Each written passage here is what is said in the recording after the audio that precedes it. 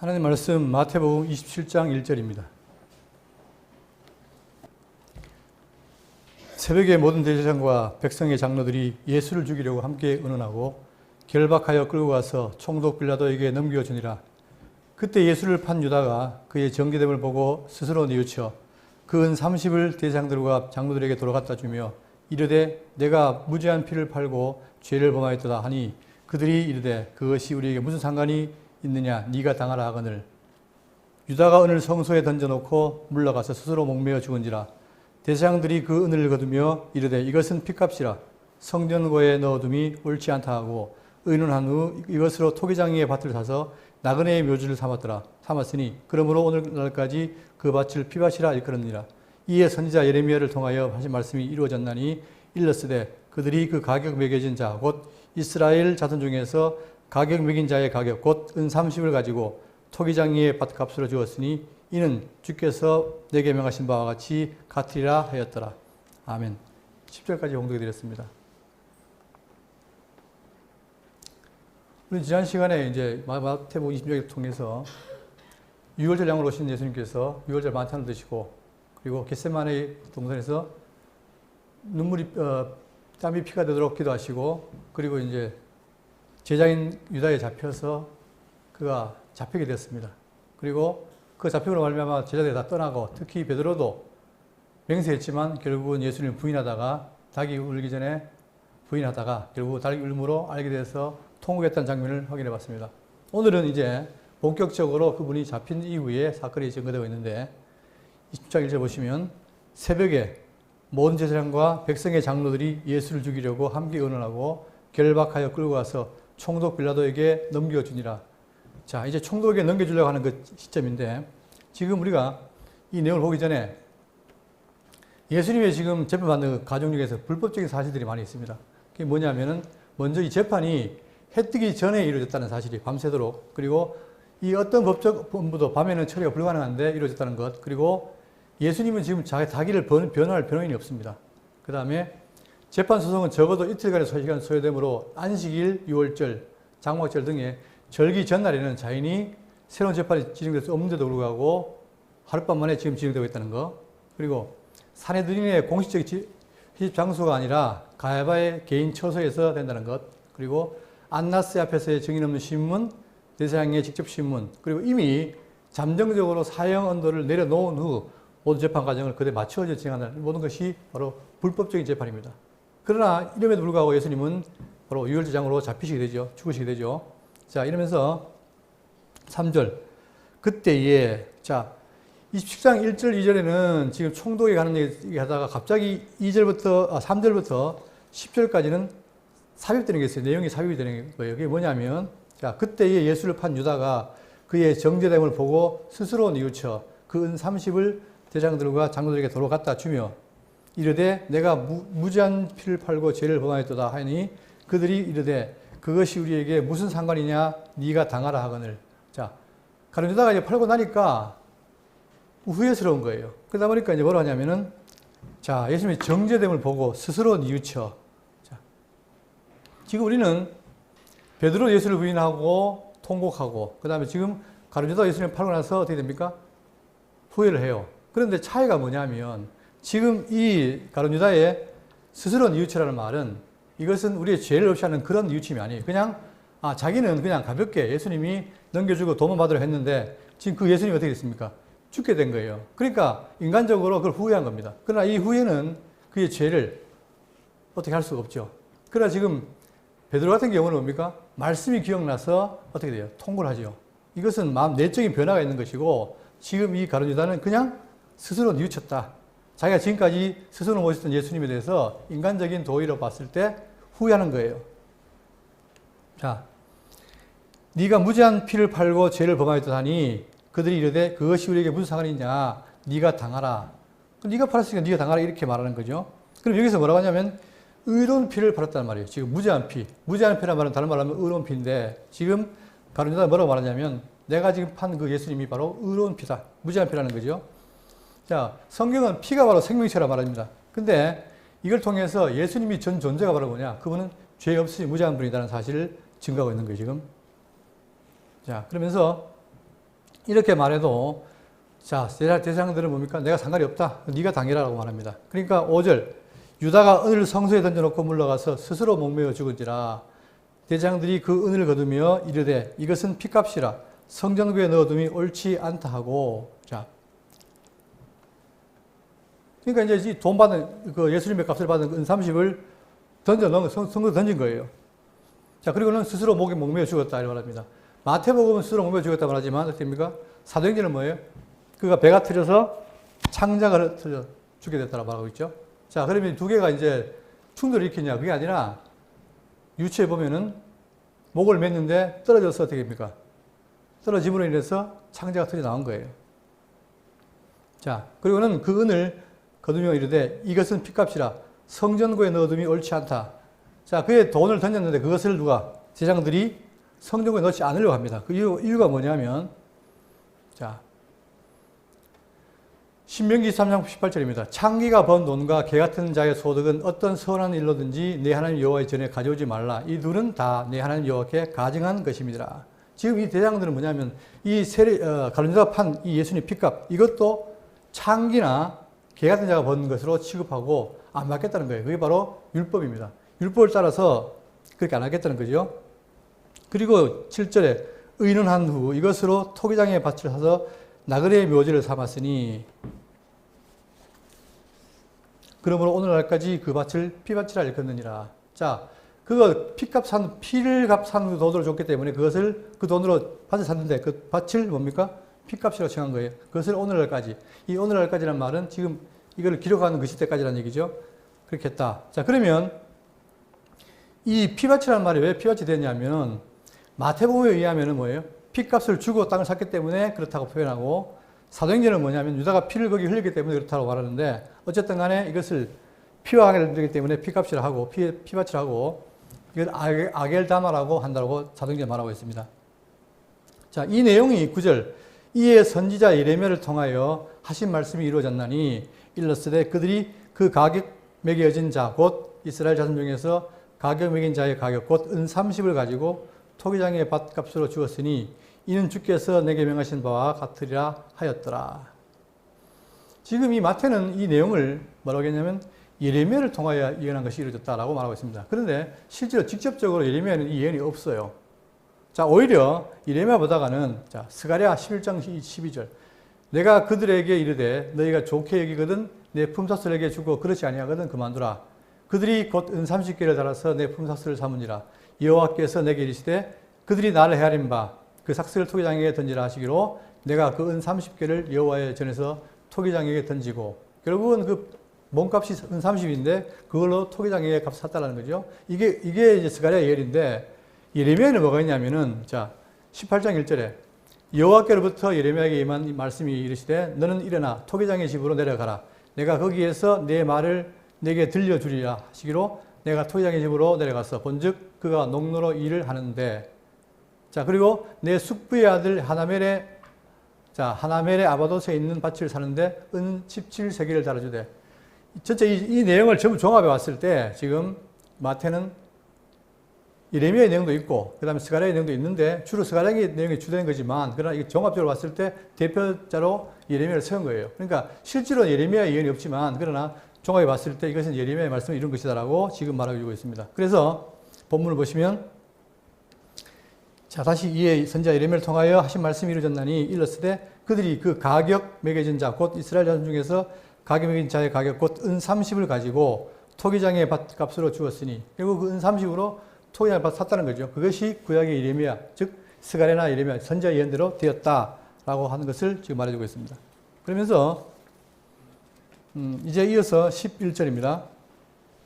예수께서 총독 앞에 섰으며 총독이 물어 이르되 네가 유대인의 왕이냐? 예수께서 대답하시되 네 말이 옳도다 하시고 자, 왜 총독에게 지금 가 있느냐? 지금까지 대제사장들과 장로들 앞에서 시문 받다가 지금 총독에 간 거죠. 그 이유는 바로 뭐냐면 지난번에 봤지만 헤롯 대왕 이후에 이 유다 지역을 누가 통치합니까? 4명의 분봉왕이 통치하는데 지금 여기 보시면 이 갈리 쪽이 헤롯 안디바가 통치했고 이 밑에를 아켈라와 가다가 축출되고 그 뒤에 총독, 본디오 빌라도 총독이 와서 하잖아요. 그러니까 이 총독이 지금 이 유다 땅의 관할 총독이에요. 그렇기 때문에 그에 가서 정식으로 심판을 받아야 죽일 수 있죠. 그래서 지금 총독이 앞에 섰습니다. 총독이 물어 이르되 네가 유대인의 왕이냐?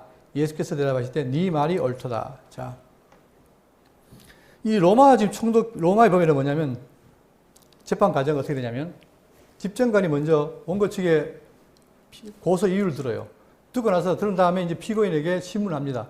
그 과정을 거쳐가지고 이제 죄가 드러나면 배심원에게 물어서 정죄를 확정하는 그런 상황인데 지금 그런 과정을 거치기 위해서 현재 지금 이 유다가 뭡니까? 로마의 속국이기 때문에 과정을 밟는 거죠. 자, 그렇게 하니까 지금 제목이 뭐냐? 유대의 왕이라는 거예요. 물으니까 예수님이 뭐랍니까? 내 말이 옳다. 자, 다른 데서는 네 말이, 네가 말했다. 이런 말이지만 여기서 간접적으로 인정하는 거죠. 자, 유대인의 왕이 왜 문제가 되냐면 이게 지금 로마의 속국 아닙니까? 그렇기 때문에 로마의 황제가 직접적으로 세우지 않으면 안 되는 거예요. 근데 자칭 유대인이 왕이란 말입니다. 정치적으로. 그러면 황제가 있고 권력이 있는데 또 왕이 있다 그러면 어떻게 됩니까? 이게 옛날 말하면 역모죠, 역모. 반란이죠. 그러니까 굉장히 큰 문제가 되죠. 이게 유대인의 왕이냐의 이 대답에 대한 그 신문에 대해서 예수님이 뭐라고 하시는가를 요한복음을 통해 보겠습니다. 요한복음 18장 33절에 이에 빌라도가 다시 관정에 들어가 예수를 불러 이르되 네가 유대인의 왕이냐? 예수께서 대답하시되 이는 네가 스스로 하는 말이냐? 다른 사람들이 나에 대하여 네게 한 말이냐? 빌라도가 대답하되 내가 유대인이냐? 내 나라 사람과 제사장들이 너를 내게 넘겼으니 네가 무엇을 하였느냐? 예수께서 대답하시되 내 나라는 이 세상에 속한 것이 아니니라. 만일 내 나라가 이 세상에 속한 것이라면 내 종들이 싸워 나라 유대인들에게 넘겨지지 않게 하였으리라. 이제 내 나라는 여기에 속한 것이 아니니라. 빌라도가 이르되 그러면 네가 왕이 아니냐? 예수께서 이렇게 대답하시되 네 말과 같이 내가 왕이니라. 내가 이를 위하여 태어났으며 이를 위하여 세상에 왔나니 곧 진리에 대하여 증언하라 함이라. 무릇 진리에 속한 자는 내 음성을 듣느니라 하신대. 자, 스스로 왕이라는 걸 인정하면서 내 나라가 지금 이 나라가 아니라는 거예요. 그죠?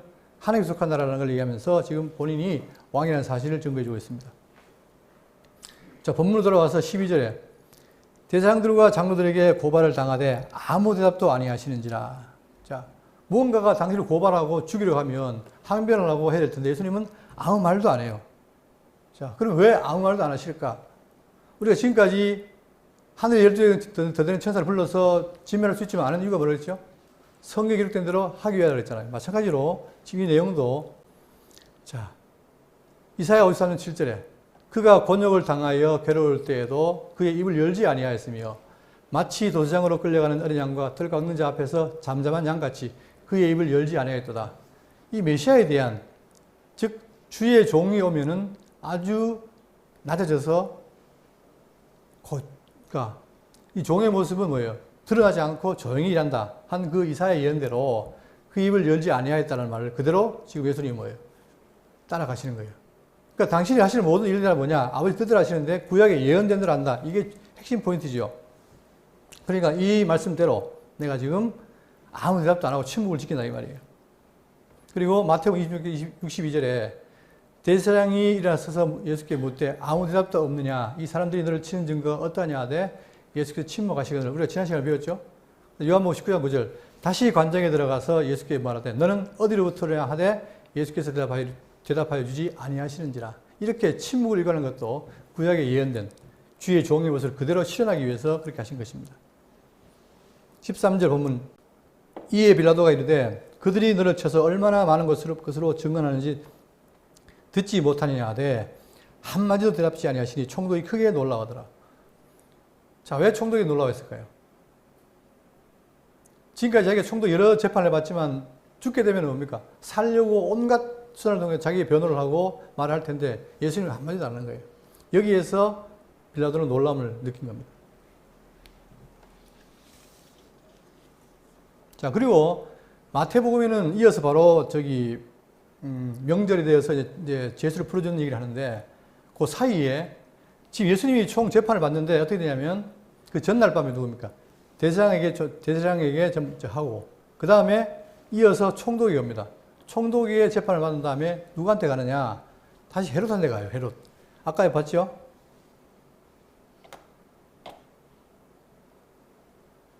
요한복음을 뭐라고 하냐면은 이렇게 돼 있어요. 그가 갈릴리 사람이냐라고 묻습니다. 총독이. 빌라도가 물으면서 갈릴리 사람이란 말을 듣고 어떻게 되냐. 지금 갈릴리가 여기예요. 여기지. 그리고 여기가 지금 유다 아닙니까? 그러니까 총독에 관할 지역은 이쪽이고 이 갈릴리 지역은 누구예요? 헤롯 안티바의 통치지역이란 말이에요. 그러니까 빌라도 기회를 보고 자기의 책임을 넘기려고 누구한테 보낸 겁니까? 헤롯에게 보내는 거예요.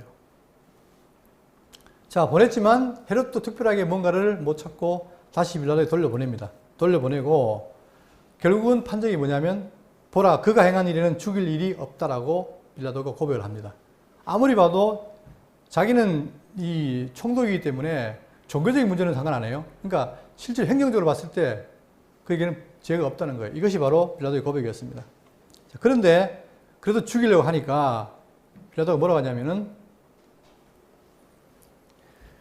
자, 명절이 되면 15절 총독이 무리의 청원대로 제수한 사람을 놓아주는 전례가 있더니 자, 이 로마에는 그런 어떤 적이 있나 봐요.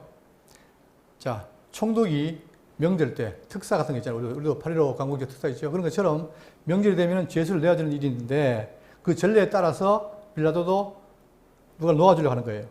그때에 바라바라는 유명한 제수가 있는데 자, 우리가 많이 들었죠. 바라바. 이 바라바가 원래 어떤 사람이냐면 오히려 로마 입장에 볼 때는 아주 위험한 인물이에요. 그러니까 예수님은 그냥 와서 천국 복음을 드렸지만 이 바라바는 실질적으로 이 로마라고 하는 나라에 자기들이 지금 식민지가 되기 때문에 독립하기 위해서 많은 정치적인 활동을 했던 사람이에요. 그러니까 로마 입장에 볼 때는 이 사람은 뭡니까? 반란의 앞잡이인 거예요. 그러면 빌라도 입장에서 누구를 죽여야 돼요? 바라바를 죽여야 돼요? 예수를 죽여야 돼요?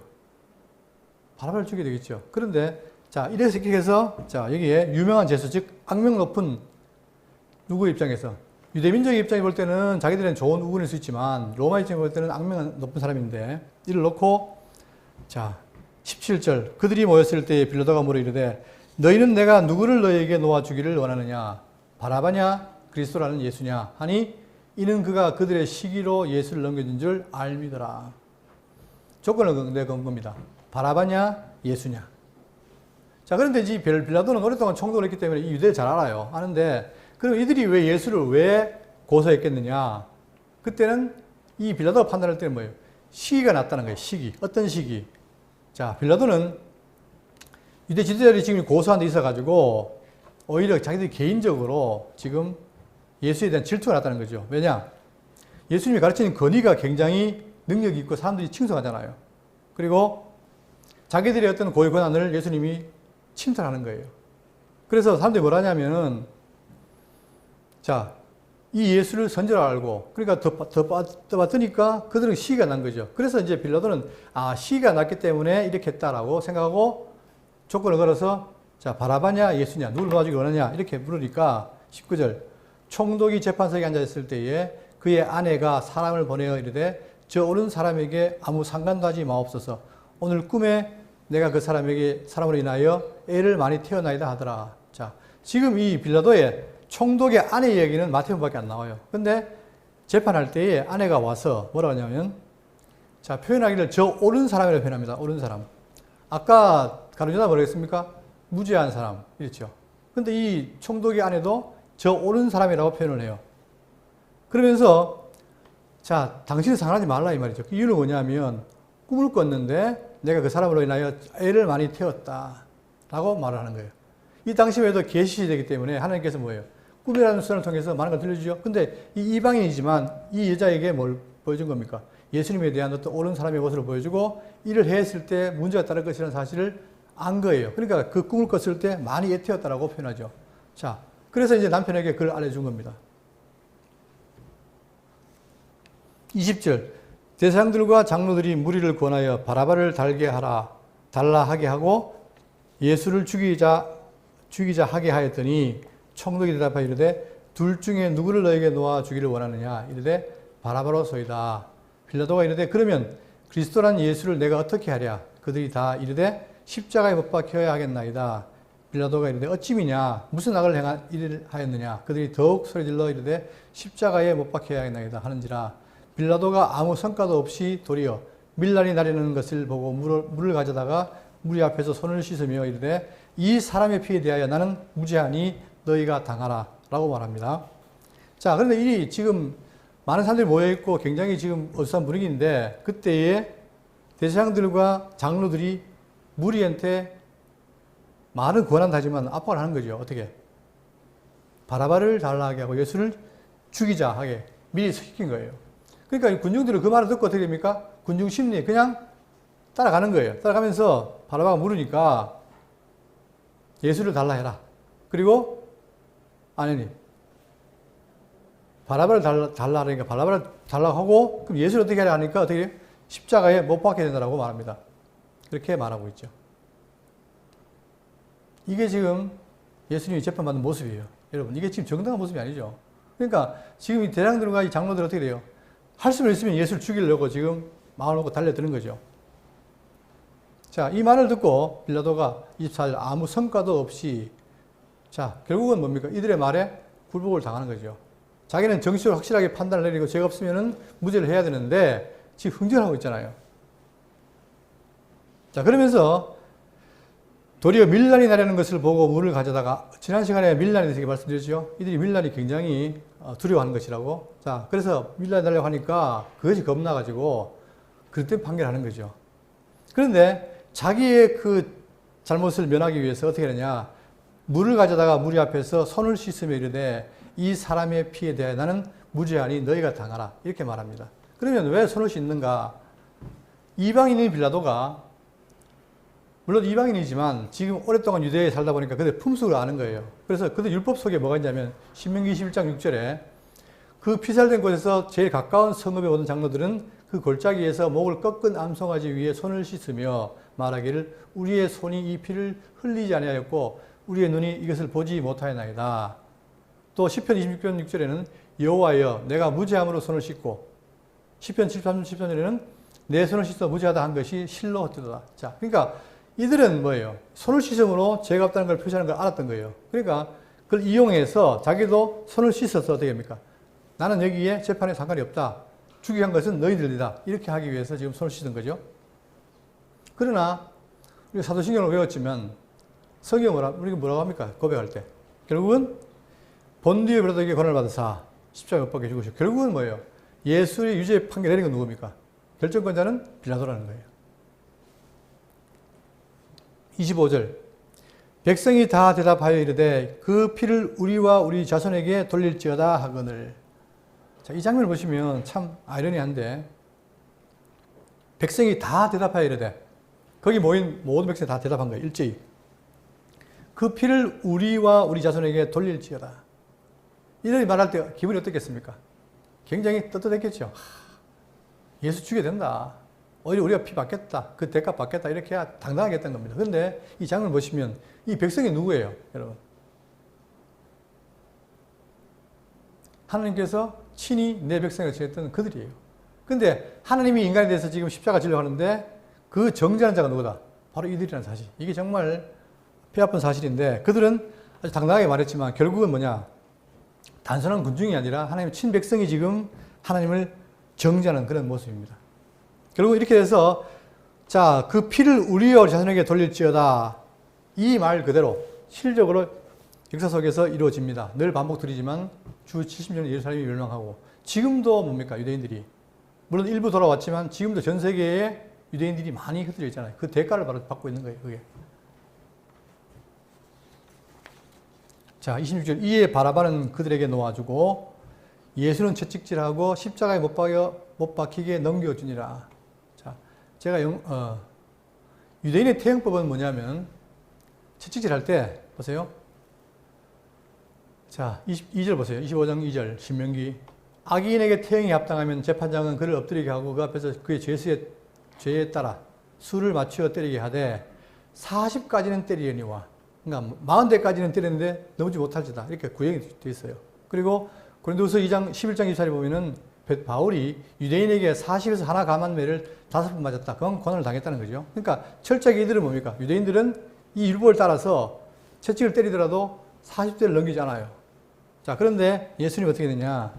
물론 추측이지만 지금 이게 그 패션 오브 크라이스트입니까? 이 영화가 가장 인지되는 게 뭐냐면 사실적인 묘사를 했다는 거예요. 중요한 거는. 그러니까 지금 이 모습이 바로 뭐냐면 이게 지금 살점이 맞게 나가잖아요. 이런 채찍을 맞았다는 거예요. 근데 그들은 제한이 없어요. 그냥 원하는 대로 때리는 거예요. 이 채찍을 자, 막 하고 십자가에 못 박혀 넘겨주니라. 27절. 이에 총독의 군병들이 예수를 데리고 관장 안에 들어가서 온 군대를 그에게로 모으고 그의 옷을 벗기고 홍포를 입히며 자, 조롱하기 위해서 군병들이 총독 군병들이 예수를 데리고 관전으로 들어갑니다. 가서 온 군대를 그에게 모으고 옷을 벗기고 뭘 입혀요? 홍포를 입히며 홍포가 뭐죠? 붉은 옷이에요. 자, 그럼 이게 지금 여기 그림 보시면 이게 이제 그림인데 여기에 붉은 옷을 입혔죠. 이게 뭘 의미할까? 자, 구약에 이사야 예언하기를 장차 메시아가 오시면 그가 어떻게 되느냐? 이제 심판하시는데 에돔에서 오는 이가 누구며 붉은 옷을 입고 보스라에서 오는 이 누구냐? 그의 화려한 의복 곧 큰 능력으로 걷는 이가 누구냐? 그는 나이니 공의를 말하는 이요 구원하는 능력을 가진 이라. 자, 그가 나고 하나님이고 공의를 가진 자인데 뭘 입고 와요? 붉은 옷을 입고 온다라고 이사야가 예언했는데 지금 예수님이 홍포를 입힌 거죠. 물론 그들은 모르고 했지만 홍포를 입었다는 얘기는 뭡니까? 바로 여기에 대한 의미와 상징인 거예요. 자, 그런데 계시록 19장 11절 보시면 또 내가 하늘이 열린 것을 보니 보라 백마와 그 탄 자가 있으니 자, 백마 탄 자가 메시아죠. 있으니 그 이름은 충신과 진실이라. 그가 공의로 심판하며 싸우더라. 그 눈은 불꽃 같고 그 머리에는 많은 관들이 있고 또 그 이름 쓰는 것 하나가 있으니 자기밖에 아는 자가 없고 또 그가 피 뿌린 옷을 입었는데 피의 색깔이 뭐죠? 분색이잖아요. 그러니까 이게 지금 메시아에 대한 상징인 거예요. 그처럼 자, 그에게 홍포를 입히며 본문 들어갑니다. 28절 그의 옷을 벗기고 홍포를 입히며 29절 가시관을 엮어 그 머리에 씌우고 갈대를 그 오른손에 돌리고 자, 이게 조롱입니다. 그러니까 지금 예수가 누구라 했죠? 당신이 유대인의 왕이라 했죠. 그러니까 왕이라는 대우를 하기 위해서 홍포를 입히고 그 다음 가시관을 씌우는데 보세요. 이게 지금 로마 황제의 그 모양이 들어있는 동전입니다. 여기 보시면 이 관 위에 뭐가 있어요? 화려한 못이 있어요. 못. 요 못을 풍자해서 대신해서 어떻게 됩니까? 예수님을 왕으로 표현하기 위해서 그들이 뭐예요? 가시관을 씌운 거예요. 그리고 또 왕이 뭘 쓰죠? 뭘 짚죠? 드는 게 왕의 홀 또는 규 있죠. 왕의 표시하는 거. 자, 그 대신에 뭘 들립니까? 갈대를 들리는 거예요. 그러니까 하나하나 장면들이 다 뭡니까? 예수님에 대한 조롱이에요. 조롱. 그리고 또 그 앞에서 무릎을 꿇고 희롱하여 이르되 유대인의 왕이여 평안을 지어다. 이건 왕에 대한 태도가 아니죠. 희롱하면서 조롱하면서 이렇게 말한다 이 말입니다. 그리고 30절 그에게 침 뱉고 갈대를 빼앗아 그의 머리를 치더라. 심지어는 침까지 뱉어요. 침. 근데 이 더러운 침 뱉는 장면을 왜 기록했을까? 다 이유가 있겠죠. 이사야 1장 4절입니다. 주 여호와께서 학자들의 혀를 내게 주셨자 나로 곤고한 자를 말로 어떻게 도와줄 줄을 알게 하시고 아침마다 깨우치시되 나의 길을 깨우치사 학자들같이 알아듣게 하시도다. 주 여호와께서 나의 길을 열렸으므로 내가 거역하지도 아니하며 뒤로 물러나지도 아니하며 나를 때리는 자들에게 내 등을 맡기며 나의 수염을 뽑는 자들에게 나의 뺨을 맡기며 모욕과 침뱉음을 당하여도 내 얼굴을 가리지 아니하였느니라. 이게 이사야에 예언된 거예요. 침뱉음을 당하여도. 자, 이 말씀 따라 지금 뭐예요? 그들이 조롱하면서 자, 갈대를 빼앗고 그 다음에 그 머리를 침을 뱉고 자, 그 머리를 치더라.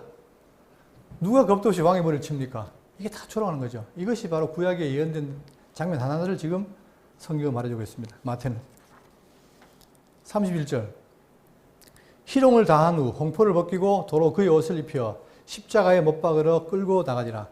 나가다가 시몬이라는 구레네 사람을 만나며 그에게 예수의 십자가를 억지로 지어가게 하였더라. 자, 영화에서 캡처했는데 이 장면이죠. 지금 예수님이 너무 힘드니까 다른 시몬을 통해서 십자가를 대신 지고 가게 합니다.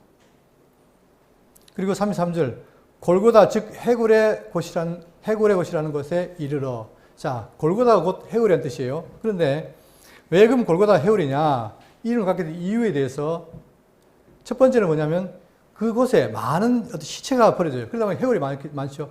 그래서 그렇다는 사람이 있고 어떤 사람은 그곳의 생김새가 해골을 닮았답니다. 그래서 해골이라는 사람이 있어요. 어쨌건 간에 이게 지금 골고다는 해골과 관계되는데 그곳에 지금 예수님이 이르르신 거예요. 말라고. 죽으시기 위해서. 자, 근데 우리가 지금 노래 중에 갈보리라는 산이죠. 갈보리산. 그죠? 그때 갈보리라는 명칭이 왜 생겼느냐? 이 갈보리라는 말은 원래 라틴어의 칼바라는 뜻인데, 그것도 해골의 뜻이에요. 그러다 보니까 그게 파생해서 갈보리라는 말이 생긴 거예요. 실제로 성경에 없는데. 그래서 우리가 노래를 부를 때 갈보리산이라는 노래를 부르죠. 어쨌든 간에 지금 갈보리, 골고다, 이건 다 해골을 뜻한다. 자, 34절에 쓸개 탄 포도주를 예수께 주어 마시게 하려 하였더니 예수께서 맛보시고 마시고자 아니하시더라. 자, 먼저 이 쓸개 탄 거에 대해서도 구약에 예언되어 있습니다. 시편 69편 21절에 그들이 쓸개를 나의 음식물로 주며 목마를 때는 초를 마시게 하여 싸우니, 잠언 30절 6절에 독주는 죽게 된 자에게 포도주는 마음이 금심하는 자에게 줄지어다. 그는 마시고 빈곤한 것을 잊어버리고 겠고 다시 자기 고통을 기억하지 아니하리라. 자, 여기서 다시 봅니다. 보면 쓸개 탄 포도주를 예수께 주어 마시게 하려 했더니, 자, 쓸개가 옛날에 저도 이제 미물고기를 하다가 또는 물고기라도 잘못 건드리면 쓸개를 건드리면 어떻게 됩니까? 써서 못 먹죠. 그래서 쓴 거예요. 자, 그 쓸개 탄 포도주를 마시기 위해서 얼마나 쓰겠습니까? 자, 그러니까 예수께서 맛보시고 마시고자 아니하시더라. 너무 쓰고 하니까 안 마시는 거 몸은 말랐지만. 자, 그러면 이걸 왜 줬을까? 이 쓸개 탄 포도주를 마시게 된 이유는 뭐냐면은 이 지금 죄를 십자가에 집행하는 이 간수들이 나중에 죽을 때 뭐예요? 이 죄수들이 편안하게 하기 위해서 뭡니까? 이 술을 죽이는 거예요. 그럼 이 술을 주면 어떻게 되냐? 거기에 마취 성분이 있기 때문에 통증을 좀 완화되거나 잊어버린대요. 근데 그게 지금 10편에 예언되어 있잖아요. 그 예언된 대로 예수님께서 쓸개 탄 포도주를 마시게 하니까 중요한 거 뭐냐? 예수께서 이걸 거부를 해요. 왜 그러냐? 그 고통은 어떻게 됩니까?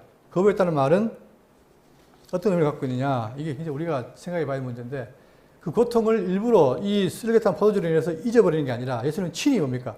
우리의 그 모든 고통을 친히 지신 거예요. 그러기 위해서 그걸 사용하시고 안 마셨다는 사실이죠. 자, 그러니까 우리는 이 십자가 사건에 대해서 예수님 십자가 졌다 그렇게 생각할 게 아니라 그 속에 하나하나 의미를 확인해 봐야 됩니다. 그래서 비록 우리가 그 장면을 못 봤지만 그것이 우리에게 어떤 의미가 있느냐. 그분이 정말 지난번에 가연설도 얘기했지만 예수님이 그냥 영이 나타나서 가짜로 죽은 거냐 아니라는 거예요. 실제로 뭡니까? 여러분과 저의 죄를 위해서 우리의 죄를 친히 감당하셨다는 사실을 성경은 다 말해주고 있습니다. 하나하나. 35절 그들이 예수를 십자가에 못 박은 후에 그 옷을 제비뽑아 나누고 거기 앉아 지키더라. 그 머리 위에 이는 유대인의 왕이라 쓴 죄패를 붙였더라. 이때에 예수와 함께 강도들이 십자가에 못 박히니 하나는 우편에 하나는 좌편에 있더라. 자, 이게 이제 십자가 지신 그 장면이죠. 그리고 이걸 보시면 잘 아는 그림이 아닙니까? 여기에 좌우편에 강도가 있고 그 다음에 이 예수 십자가 위에 뭐가 있습니까? 유대인의 왕이라 죄표가 붙어 있어요. 그리고 이 간수들은 뭐 옆에서 뭐 하는 거예요? 서로 제비 뽑아서 옷을 나누고 있죠. 이런 것들이 다 지금 다 이렇게 구약과 관계되는 거예요.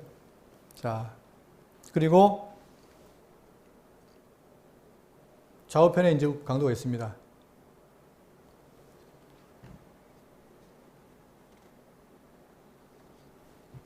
(39절) 지나간 자들은 자기 머리를 흔들며 예수를 모욕하여.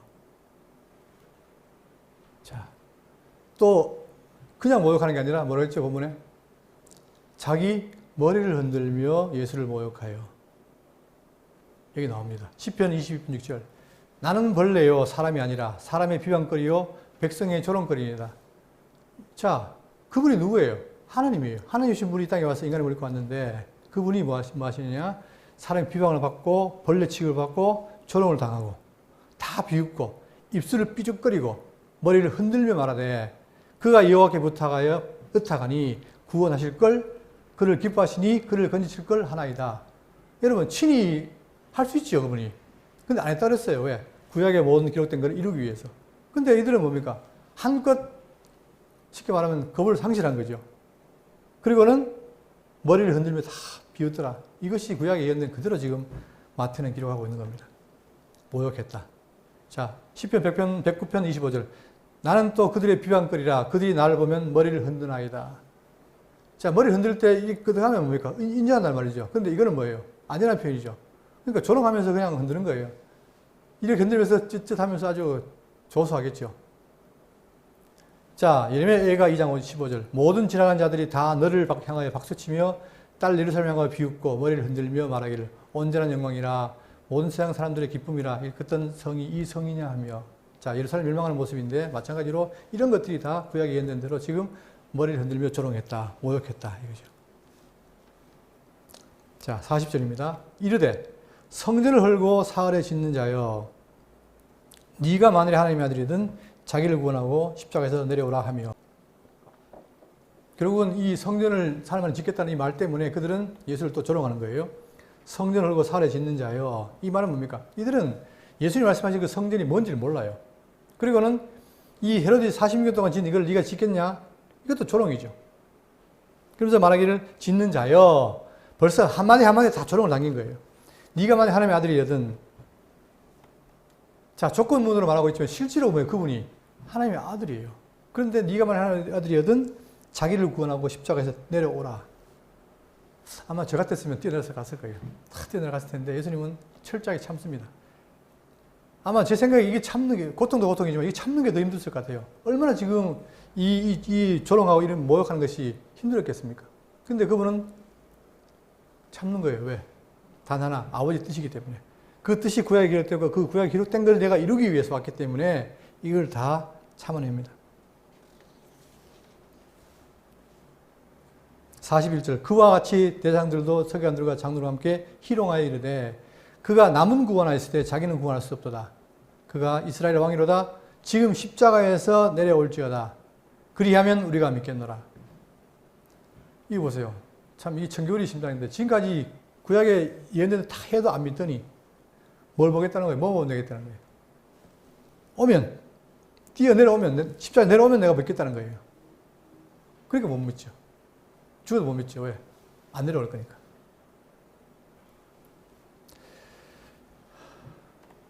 그가 하나님을 신뢰하니 하나님이 원하시면 이제 그를 구원하실지라. 그의 말이 나는 하나님의 아들이라 하였도다 하며 함께 십자가에 못 박힌 강도들은 이와 같이 욕하더라. 자, 지금 뭐 다 욕을 하는데 더 웃긴 건 뭐냐면 같이 달린 좌우에 있는 죄인도 또 욕을 하는 거예요. 비난하는 거예요. 자, 그러나 성경이 뭘 말하느냐? 마태복음에서는 이렇게 같이 욕하더라도 끝나지만 누가복음 뭘 합니까? 누가복음에는 그 결론을 얘기하죠. 누가복음 3장 39절에 달린 행악자 중 하나는 비방하여 이르되 네가 그리스도가 아니냐? 너와 우리를 구원하라되 하나는 그 사람을 꾸짖어 이르되 네가 동일한 정죄를 받고서도 하나님을 두려워하지 아니하느냐? 회심하는 거죠. 자, 이걸 보면은 정말 하나님께서 순간적으로 회심하고도 구원을 시켜요. 우리는 우리가 행한 일에 대한 상당한 모험을 받는 것이니 이에 당연하거니와 이 사람이 행한 것은 옳지 않은 것이 없느니라 하고 이르되 예수여 당신의 나라에 임하실 때에 나를 기억하소서 하니 예수께서 이르시되 내가 진실로 너에게 이르노니 오늘 네가 나와 함께 낙원에 있으리라 하시니라. 유명한 말이죠. 자, 내가 같이 죽는데 네가 오늘 나와 함께 어디 있으리라? 낙원에 있으리라. 자, 우리가 이제 이종걸 집사님 장례를 치렀는데 많은 사람들이 오해하는 게 뭐냐면 예수 믿는 사람들은 죽고 바로 천국 간다고 생각해요. 그렇지 않습니다. 성경이 뭘 말하냐면 우리가 영원한 천국, 심판 때 가는 영원한 천국 가기 이전에 죽으면 어떻게 됩니까? 가는 곳이 있어요. 그게 바로 뭐예요? 낙원인 거예요. 믿는 자는 낙원에 있어요. 그리고 그렇지 않은 자는 뭐예요? 음부에 있죠. 그러다가 나중에 심판 때 되면 천국과 지옥으로 가게 됩니다. 그러니까 지금 이 바로 회심한 강도는 뭐예요? 네가 나와 함께 낙원에 있으리라고 예수님이 말씀해 줍니다. 본문 45절.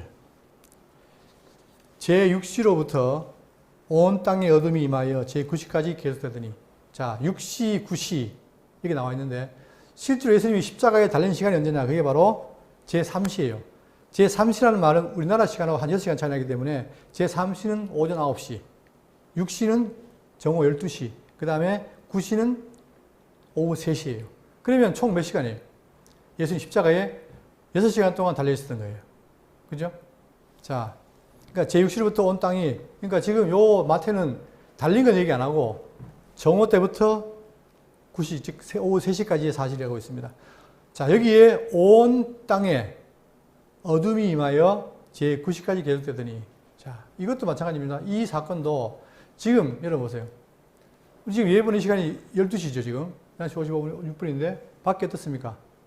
대낮 아닙니까? 그죠? 그런데 그때에 대낮인데, 이때에 어떻게 됩니까? 어둠이 임했다는 거예요, 어둠. 자, 이거를 지금 이 당시에 똑같은 상황이었던 구약의 모형적인 사건이었던 출애굽 당시에, 보세요. 출애굽 10장 21절에 여호와께서 모세에게 이르시되 하늘을 향하여 내 손을 내밀어 애굽 땅 위에 흑암이 있게 하라. 곧 더듬을 만한 흑암이니라. 그들이 이제 출애굽할 때 애굽 심판할 때 그 심판의 모습이 바로 뭐예요? 흑암한 상태라는 거예요. 그리고 아모스 8장 9절에 주의 말씀이니라. 그날에 내가 해를 대낮에 지게 하여 백주의 땅을 캄캄하게 하며, 이게 아모스 구약 선자가 예언한 건데 어떻게 했어요? 그날에 내가 해를 대낮에 지게 하여 백주의 땅을 깜깜하게 하겠다. 이게 예언인 거예요. 그 예언대로 지금 예수님 십자가 당할 때 어떻게 했습니까? 대낮인데도 불구하고 어둠이 임해서 9시까지 계속되었다. 이것이 지금 성경에 말하고 마태가 말하고 있는 증거 내용입니다. 자, 46절. 제9시쯤에 예수께서 크게 소리지르 이르시되 엘리 엘리 라마 사박다니 하시니 이는 곧 나의 하나님 나의 하나님 어찌하여 나를 버리셨나이까 하는 뜻이라. 이 유명한 말이죠. 이게 시편에 나오는 예언인데, 자, 지금 예수님이 이렇게 하시는 말씀이 그게 바로 이것도 구약에 예언된 대로 하신 거예요. 그러면서 크게 소리 질러. 자, 이제 제9시라는 말은 곧 운명할 시간 된 거예요. 제9시쯤에 크게 소리 질러 이르시되 엘리 엘리 라마 사박다니, 번역하면 이는 곧 나의 하나님 나의 하나님 어찌하여 나를 버리셨나이까 하는 뜻이라. 이것이 바로 시편의 21편 1절에 예언된 대로. 그러면서 내 하나님이여 내가 낮에도 부르짖고 밤에도 잠잠하지 아니하오니 응답하지 아니하시나이다. 그렇죠. 지금 겟세마네 동산에서 보면 간절히 어떻게 세 번의 기도했잖아요. 내 뜻에는 이 자네 멀리하길 바라는데 하면서 기도하잖아요.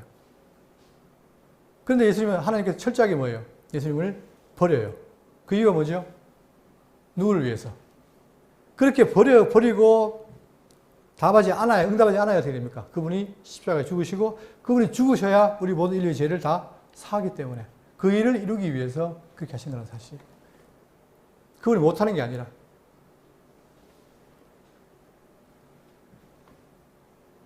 자, 47절.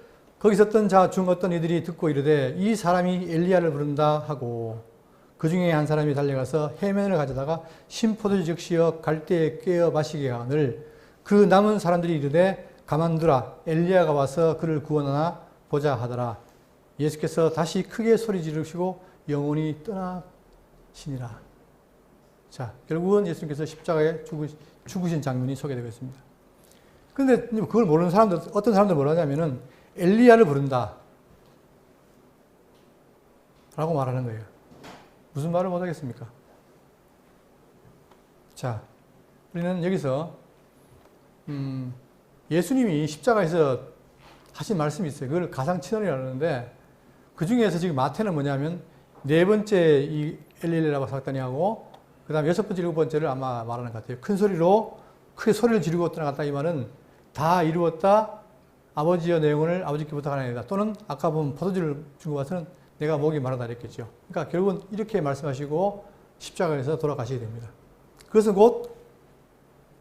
그것은 그분이 죄가 있기 때문이 아니라 아담 타락 이후에 모든 사람이 다 죄 가운데 죽었잖아요. 그렇기 때문에 이 죄값은 사망이고 사망하기 위해서는 내가 죽어야 된단 말이에요. 그런데 예수님께서 뭐예요? 하나님께서는 누구를 준비했습니까? 영원전에 그리스도를 준비하시고 우리의 모든 죄, 특히 모든 죄가 모든 사람의 죄가 아니라 하나님 택한 백성의 죄를 사하기 위해서 미리 뭘 준비했습니까? 구약에 유월절 양을 준비하셨고 그 준비대로 친히 아들을 보내사 그분에게 우리 모든 죄를 다 덧입히게 하시고 십자가 죽으심으로 우리의 죄를 사하게 하신 놀라운 사건을 일으켰습니다. 여러분. 그래서 오늘 우리는 예수를 그리스도로 믿고 그분의 십자가를 의지해서 내 죄를 다 맡기고 하나님께 나아가는 겁니다. 그래서 대구 장로교회가 존재하는 것이고 우리도 늘 그분의 피를 생각하며 영원한 천국에 이를 때까지 그분을 의지하고 사는 여러분 되시기를 바라겠습니다.